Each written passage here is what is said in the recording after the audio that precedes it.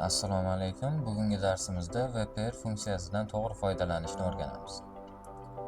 Demak, hozir bizda ekranimizdagi jadval bitta korxonadagi ishchilarni kelish yo'qlamasi, ya'ni kelgan-ketgan yo'qlamasi. Yo'qlamani oxirida summa formulasi orqali qatordagi raqamlar qo'shib, ishchining necha kun kelganini aniqlab qo'yilgan formula yozilgan oxirida. Bu summa formulasi.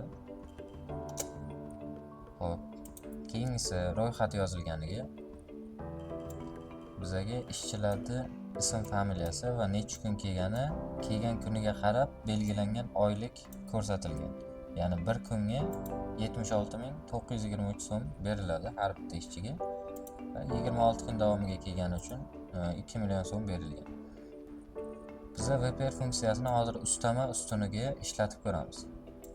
Demak, bizaga ko'rsatilgan jadvalga 2 million so'm oylik olganga 10% ustama ushlab qolinishi kerak oyligidan. Bu 200 ming bo'ladi. 2 millionni 10% 200 ming. Va 1 milliondan 1,5 milliongacha bo'lgan araliqdagi summaga 6% belgilangan. 1 milliondan ko'p 1,5 milliongacha bo'lgan summaga 6% ustama qo'yilishi kerak. 1,5 milliondan 2 milliongacha bo'lgan araliqqa 8% qo'yilishi kerak. 500 mingdan 1 milliongacha 4%. Va shunga o'xshash. Endi biz buni ishlash uchun teng belgisini qo'yib VPR funksiyasini chaqirib olamiz. Tabni bosamiz. Birinchi yacheykaga, ya'ni birinchi bo'limiga qidiriladigan ma'lumotni kiritishimiz kerak. Ya'ni ishchini oyligini mana bu ro'yxatdan qidirib, ro'yxatga to'g'ri keladigan foizini bu yerga chiqarishimiz kerak. Demak, qidiriladigan ma'lumot ishchini oyligi. Nuqtali virgul qo'yamiz. Keyingisiga tablitsa yozilgan qatoriga kerakli jadvalni belgilaymiz. Bu 2 million so'mni qidirish kerak bo'lgan jadvalni belgiladik hozir va jadvalni birinchi ustunidan biza ko'rsatgan ma'lumotni qidirib topib beradi. Ya'ni 2 millionni mana shu birinchi ustundan qidiradi. Va formulani ko'paytirishimiz mumkin bo'lgani uchun F4 tugmasini bir marta bosib qo'yaveramiz. Mana o'zi mana shunaqa belgilatib qo'yib beradi. Bu burchagidan tortib ko'paytirganimizga bu jadval pastga tushib ketmasligini ta'minlaydi. Belgilagan maydonimiz pastga tushib ketmasligini. Jadval oxiriga nuqtali virgul qo'yamiz. Endi bu nimani so'rayapti? Bu biza bergan ma'lumotni birinchi ustundan qidirsa, nechinchi ustundagi ma'lumotni chiqarib berish kerak. Masalan, 2 millionni birinchi ustundan topdi, 5-qatorga turibdi ekan va 5-qatorga ikkita ustun bor. 2 million yozilgan ustun, 10% yozilgan ustun. Bizaga o'sha ustunlardan qaysi biri natija sifatida chiqib kelishi kerak? Ikkinchi ustun. Hozircha shuni o'zi yetadi. 4-bo'limi majburiy emas. Shunchaki qavsni yopib enterni bossak bo'ladi. 2 million so'mga 10% chiqarib beriladi. Burchagidan tortadigan bo'lsak, qolganlarga mana 1 milliondan 1,5 milliongacha bo'lgan summaga 6% qo'yib berdi. 1,5 milliondan 2 milliongacha 8% qo'yib berdi va qolganlariga ham to'g'ri belgilandi. VPR funksiyasini ikkinchi misolga ko'ramiz. Mana bu joyga ro'yxatdagi birorta ism familiyani yozadigan bo'lsak, o'sha ism familiya egasi necha kun ishlagan va necha pul ishlagani chiqib keladigan, avtomatik chiqib keladigan formula yozishimiz kerak. Buning uchun biz tengni bosamiz. VPR funksiyasiga kirib olamiz. Qidiriladigan ma'lumot, ishchini ism familiyasi yoziladigan katakchani belgilaymiz. Hozircha yozganimiz yo'q, formulaning natijaga hech narsa chiqmaydi.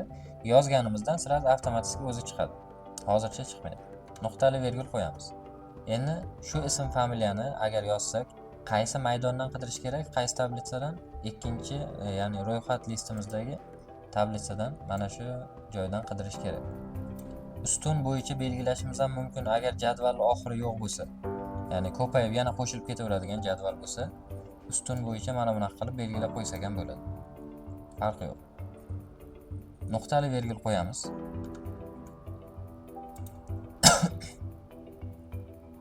Xo'p, bu yerga chiqib qolgan ma'lumotlarni o'chiramizda. Mana nuqtali virgulimiz ro'yxat listidagi C ustunidan G ustunigacha belgilanganini ko'rsatyapti. Keyingisiga nomer stolp yozilgan ustunga ro'yxatimizdagi nechinchi ustundagi ma'lumot kerak. Ya'ni ro'yxat listiga o'tib qaraydigan bo'lsak, birinchi ustunimiz S ustuni edi. Undan ism familiyani qidirib topadi. Keyingi 4 ta ustunimizdagi ma'lumotdan istaganimizni olishimiz mumkin. Masalan, ishlagan kunini olish uchun ikkinchi ustun kerak deb yozishimiz kerak. Oyligini 3-ustun, ustamasi 4 va undan keyingi hisoblangan oyligi 5-ustun hisoblanadi. Demak, chek listidagi hozir yozib turgan joyimizga 2 raqamini qo'yamiz. Ya'ni ishlagan kuni kerak bizga. Qausni yopishdan oldin 4-katakchaga o'tamiz. 4-katakchaga 2 xil qiymat kiritish mumkin, to'g'ri yoki noto'g'ri. Bu nimani hal qiladi?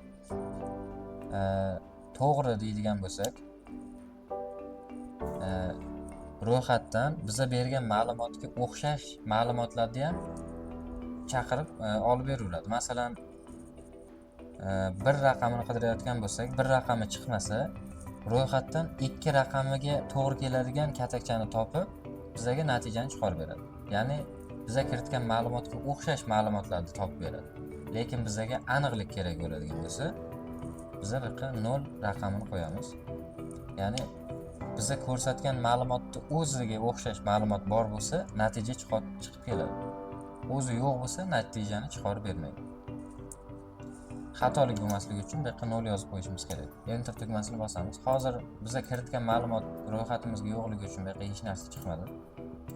Chunki ma'lumot kiritmadik. Endi teng belgisini yozib, yana vpr funksiyasini chaqirib olamiz. Bu safar ishlagan ish haqqi oyligini chiqarib berishimiz kerak. Demak, buning uchun ishchini ism familiyasi qidiriladi. Ro'yxatimiz tanlanadi va 5-ustun deb yozishimiz kerak. 5 deb yozishimiz kerak keyingi katakchaga. Nuqtali vergul qo'yganimizdan keyin albatta mana bu yerga yozib turgan ma'lumotimiz ko'rinyapti. Siz belgilab turib, keyingi listga o'tib ketib bo'lmaydi. Nuqtali vergul qo'yish kerak birinchi. Shunga ham e'tibor beramiz. Xo'p, ro'yxat listidagi C ustunidan G ustunigacha belgiladik. Hozir endi bizga 5-ustun kerak deb yozamiz. 5. Va faqat aniq ma'lumot topsa, biza kiritgan ma'lumotni o'zini topsagina natijani chiqarib beradigan. O'xshash ma'lumotlarni qabul qilmaydigan variantini tanladik. Qausni yopamiz, enterni bosamiz. Endi ro'yxatdagi bironta ism familiyani yozamiz. Masalan, Boltayev Bolta.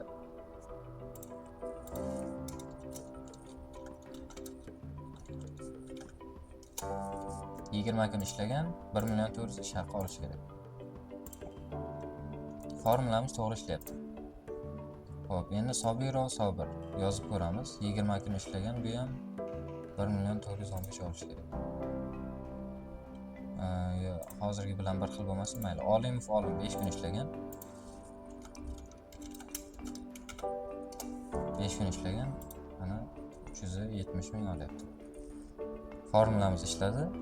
Demak, funksiyamizni to'liqroq qilib tushuntirib beradigan bo'lsam, vpr funksiyasi o'zbek tilida jadvalning chap ustunidan ma'lumot qiymatini qidirib, unga mos qiymatni topadi. Ya'ni biz hozir ko'rdik, belgilagan jadvalimizda birinchi ustuni, chap tarafdagi ustunidan biza ko'rsatgan ma'lumotni qidirib, keyingi ustunlardagi ma'lumotni bizaga qaytaradi. Vazifasi shunaqa. Bu inglizcha nomlanishi, formulaga qanday kirsak bo'ladi? Mana shu nomni yozing. Xo'p, jadvalga beriladigan qiymatlar. Qidirilayotgan qiymat, ya'ni siz izlayotgan qiymat, masalan, mahsulot kodi yoki shunga o'xshash narsa. Ikkinchisiga jadval, ya'ni nuqtali vergul qo'yib har safar ikkinchisiga o'tamiz. Ikkinchi bo'limiga jadval belgilanadi. Qidiruv amalga oshiriladigan maydon. Ustun raqami, birinchi ustundan ma'lumot topib, keyingi ustunlardan ma'lumot qaytaradi. Keyingi ustunlardagi ma'lumotni qaytaradi. Nechinchi ustun kerakligini biz raqam ko'rinishida yozamiz. Taxminiy yoki aniq qidiruv. Xo'p, bizga qidirish tayinlangan ma'lumotni o'xshashini yoki aniq o'sha ma'lumotni o'zini topib berish uchun bu yerga to'g'ri yoki noto'g'ri deb kiritishimiz kerak. Agar 0 qiymatini yozsak noto'g'ri degan bo'lamiz, o'xshash qiymatlarni olmaydi. Bizga shunisi kerak. Hozirgi vaziyatga shunisi kerak. funksiyani qayerlarga ishlatish mumkin? Ish haqi jadvali, xodimni ma'lumotlarini to'plash. Shunga o'xshagan hozir ishlab ko'rgan jadvalimiz bu va pastdagi ro'yxatdagi vaziyatlarga ham foydalanishimiz mumkin. Misol, VPR funksiyasi qidirilayotgan qiymat, qidiruv jadvali, natija ustuni raqami, aniq yoki taxminiy moslik. Mana shu tartibga ishlasak bo'ladi jadvalimizni. Hammaga rahmat. Keyingi darsgacha ko'rishguncha.